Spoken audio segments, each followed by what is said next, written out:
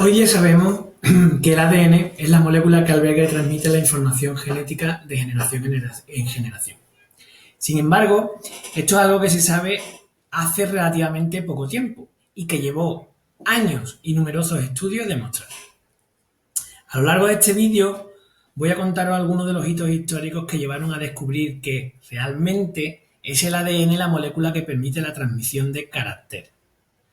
Partimos entonces a mediados del siglo XIX, cuando Gregor Mendel, que ya conocéis, observa que los caracteres se repiten en padres e hijos y por tanto entiende que deben de pasar de unos a otros. Sus experiencias basadas en el método científico le llevan a descubrir cómo es el mecanismo de transmisión de los caracteres de padre a hijos, a través de lo que él llamó los factores hereditarios. Sin embargo, como bien sabéis, sus estudios caen en el olvido, dado que la sociedad del momento no tiene la información suficiente para comprenderlo. Años más tarde, ya en el siglo XX, con mucho más conocimiento científico, como por ejemplo los cromosomas o la meiosis, los experimentos por separados de los investigadores Sutton y Boveri concluyen que los factores hereditarios de Mendel estaban incluidos dentro de los cromosomas, ya que estos cromosomas se comportan durante la meiosis exactamente igual que los factores hereditarios en los experimentos de Mendel, cumpliendo perfectamente con las proporciones descritas por él mismo. En 1910, Morgan y su grupo, estudiando Drosophila melanogaster, la mosca del vinagre, termina por demostrar que los factores hereditarios están realmente incluidos en los cromosomas, dando lugar a lo que se conoce como la teoría cromosómica de la herencia. Es decir, que los factores hereditarios están incluidos dentro de los cromosomas. Queda por determinar qué naturaleza tienen esos cromosomas. Para acercarnos un poquito más a esa molécula, en los años 20 del siglo pasado, Frederick Griffith lleva a cabo una serie de experimentos que nos van a permitir acotar qué molécula es. Para estos experimentos, Griffith cuenta con dos cepas bacterianas de la misma especie. Una cepa S, que es virulenta y encapsulada, podéis observar aquí que tiene como una cápsula, y una cepa R, que es no virulenta, es decir, es inocua, y que, como podéis observar aquí, no es encapsulada, ¿vale? Griffith lleva a cabo dos experimentos distintos, es decir, coge bacterias de cada una de las dos cepas y las inyecta en ratones. En el caso de la cepa S, el ratón muere. En el caso de la cepa R, el ratón vive, no muere.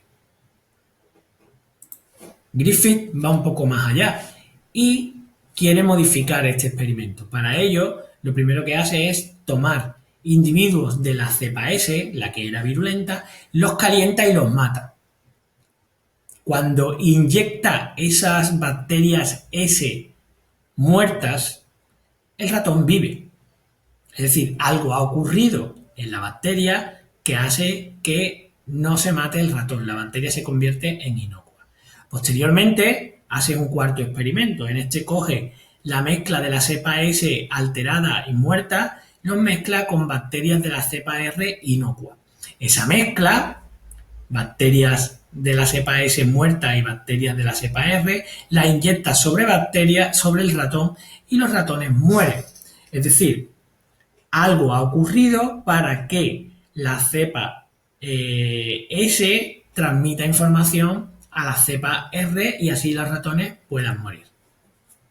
Por último, Griffith toma muestras sanguíneas de los ratones muertos y al analizarlas observa que donde no existían bacterias de la cepa S vivas, han aparecido bacterias de la cepa S viva. Es decir, algo ha debido de pasar de las células de la cepa S muertas a las bacterias de la cepa R vivas para que las bacterias de la cepa R, que eran inocuas, se conviertan en virulentas. Esto que ha debido de pasar, Griffith le llamó factor transformante, pero nunca supo cómo o cuál era esa molécula. Para ello, para saber qué molécula es, nos vamos a los años 40 del siglo pasado, en la que otro grupo de investigación, el grupo de Avery, lleva a cabo otro sencillo experimento que está aquí al completo para poder determinar cuál es realmente la molécula que soporta la herencia. En este caso, Avery lo que hace es coger a bacterias de la cepa S virulenta y las mata por calor, ¿vale? Y toma ese líquido que resulta y lleva a cabo un filtrado, ¿vale? Con las células muertas y lo reparte en 3 muestras, hace 3 muestras distintas. Cada una de esas muestras es tratada con una enzima que destruye una molécula distinta. Es tratada con RNasa, que destruye el ARN, con proteasa, que destruye las proteínas, y con DNasa, que destruye el ADN. Y posteriormente a cada una de esas muestras le añade bacterias de la cepa R no virulenta, como podemos recordar. Al cabo del tiempo lo que ocurre es que tanto la cepa tratada con RNasa como la tratada con proteasa ha aparecido bacterias de la cepa S, bacterias virulentas, ¿vale?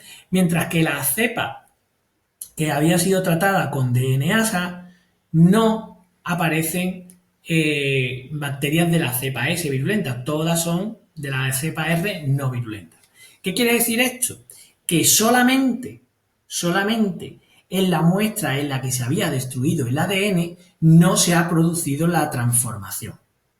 Queda, por tanto, demostrado que es el ADN el factor transformante y, por tanto, es el ADN la molécula que soporta la información hereditaria.